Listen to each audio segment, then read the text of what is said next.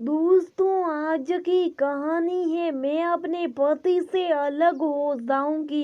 दोस्तों, कहानी शुरू करने से पहले अगर हमारे चैनल को सब्सक्राइब नहीं किया हो तो कर लीजिए ताकि आपके पास पहुंचे हर रोज नया वीडियो। दिशा के मोबाइल की घंटी बज रही और दिशा बाथरूम से अपने मोबाइल के रिंग सुन तो रही थी पर उठा नहीं सकती। नहाते हुए बीच में बाहर कैसे जाए। दिशा नहाकर निकलती है तो देखती उसके मोबाइल पर पूनम की 5 कॉल्स पड़ी थी। उसने तुरंत कॉल बैंक किया पर तब पूनम ने कॉल नहीं ली, शायद बिजी हो गई। ये सोच दिशा ने फोन काट कर साइड में रख दूसरे काम में लग गई। करीब आधे घंटे बाद दिशा को फिर याद आया कि पूनम की कॉल आई थी। पता नहीं क्यों कॉल कर रही थी। दिशा फिर उसे कॉल करती है। अब उसका फोन बिजी जा रहा होता है। 5 मिनट बाद पूनम की कॉल आती है। पूनम दिशा से कहती है, कहाँ रहती यार तुम? सुबह कितने कॉल किए पर मैडम के पास कॉल उठाने का टाइम नहीं रहता। तब दिशा कहती, अच्छा जी, और जो उलट कर मैंने कॉल बैंक किया उसकी कोई गिनती नहीं। पूनम कहती, यार कोई आ गया था फिर बिजी हो गई थी। दिशा फिर पूछती है, अच्छा ये बताओ कॉल क्यों किया था, वो तो बताओ। तो पूनम कहती, अच्छा तो अब मैडम को कॉल नहीं कर सकती और अगर करे तो कोई कारण भी होना चाहिए। उस पर दिशा बोली, देवी जी ऐसी कॉल एक या 2 बार की जाती है, 5 कॉल का मतलब कुछ जरूरी होता है। पूनम कहती, कुछ खास नहीं, बस कुछ शेयर और डिस्कस करना था। आदेश हो तो कर लूं। दिशा कहती है, चल दिया आदेश, बोलो क्या बोला। पूनम कहती है, तुम्हें याद है वो विनोद जो अपने साथ कॉलेज में था? दिशा ने दिमाग पर जोर डालते हुए, विनोद, हाँ याद आया, अपना सीनियर था न शायद। पूनम बोली, हाँ वही, मुझे अभी कुछ दिन पहले एक पड़ोस के स्टोर पर मिला था। मैं तो पहचान न पाई पर वो मुझे पहचान कर खुद मुझसे मिलने आया और सामने से मुझे बात भी की। दिशा ने बोला, अच्छा तो क्या बात हुई मैडम आपकी, क्योंकि वह तो आपका क्रश था। पूनम हंसते हुए, तुम्हें सब याद है? दिशा बोली, उसके लिए आप क्लास खत्म होने के बाद भी रुकती थी, याद क्यों ना होगा। पूनम बोली, सुनो तो पूरी बात। उसने उस दिन मुझसे बात की, मेरा मोबाइल नंबर लिया, मेरे बारे में पूछा और अपने बारे में बताया, यहाँ तक अपने साथ कॉफी भी पी। दिशा ने तुरंत बोली, इतना सब कर आई, अब बता रही हो? शर्म करो। और तुमने विनोद को बताया नहीं? मैंने तुम्हारे इंतजार में अभी तक शादी नहीं की। पूनम बोले, क्या रहा तुम न कभी तो सीरियस हो जाओ, मैं बहुत परेशान हूँ। दिशा ने पूछा, क्यों परेशान हो तुम? अब ये बताओ यार, पिछले 15-20 दिन से रोज बातें करते हैं पर कल उसने मुझे प्रपोज किया तो पूनम तुमने क्या जवाब दिया? पूनम ने कहा, अभी कोई जवाब नहीं दिया। दिशा ने पूछा, ऐसा क्यों? तुम तो उसे बेतजा प्यार करती हो, वो भी कॉलेज के टाइम से, फिर जवाब क्यों नहीं दिया?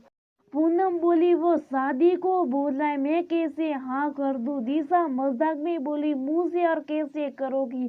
दिशा गुस्से से तमतमाती हुई, तुम न हर समय मजाक करती हो, जाओ मुझे नहीं करनी बात। दिशा बोली, अच्छा बाबा सॉरी, अब कोई मजाक नहीं, एकदम सीरियस, अब से तुम बोलो। पूनम बोली, कैसे जवाब दूं?